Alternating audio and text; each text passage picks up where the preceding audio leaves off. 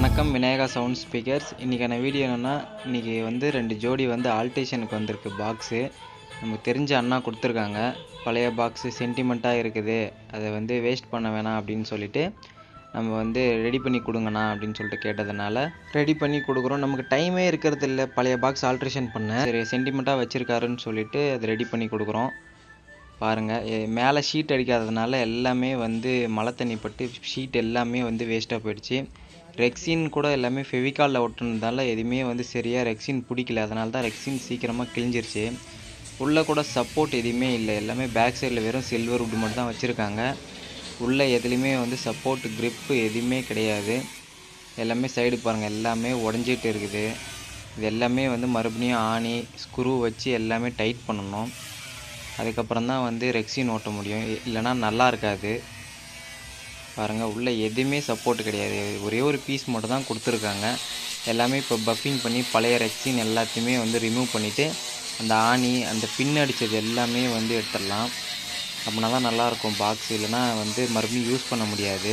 நம்ம என்ன தான் ரெக்ஸின்னு பீடிங் போட்டு புதுசு மாதிரி கொடுத்தாலுமே வந்து குவாலிட்டி இருக்காது.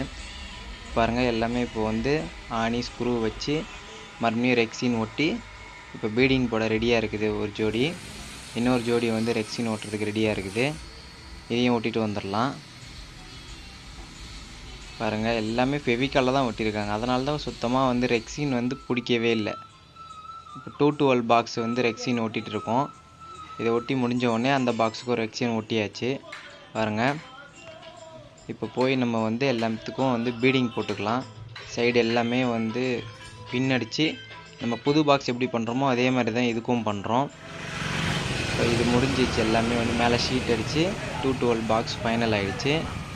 இப்போ வந்து 412 பாக்ஸுக்கு பீடிங் பண்ணிக்கலாம்.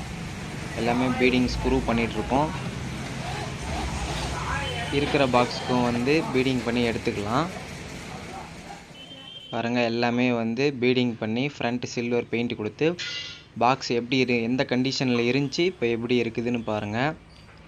எல்லாமே வந்து புதுசு மாதிரி ரெடி பண்ணி கொடுத்தாச்சு அண்ணனுக்கு. இன்னுமே வந்து இது தாராளமாக வந்து இன்னொரு 5 வருஷம் தாராளமாக ஓடும் பாக்ஸு. ஷீட்டு மட்டும் நனையாமல் பார்த்துக்கிட்டாங்கன்னா இன்னும் நல்லாயிருக்கும் பாக்ஸு. நம்ம குவாலிட்டியான ரெக்ஸின் எல்லாமே கொடுத்தாச்சு. பேக் சைடும் அதேமாதிரியே வந்து எல்லாமே பக்காவாக எஸ்ஆர் கொடுத்து நம்ம புது பாக்ஸ் எப்படி பண்ணுறோமோ அதே மாதிரி தான் பண்ணுறோம்.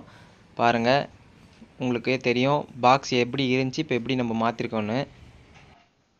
தேங்க்ஸ் ஃபார் வாட்சிங். இது போகிற வீடியோ பார்க்க மறக்காமல் நம்ம சேனலை சப்ஸ்கிரைப் பண்ணுங்கள். அப்போனா தான் நான் போகிற நோட்டிஃபிகேஷன் உங்களுக்கு வரும்.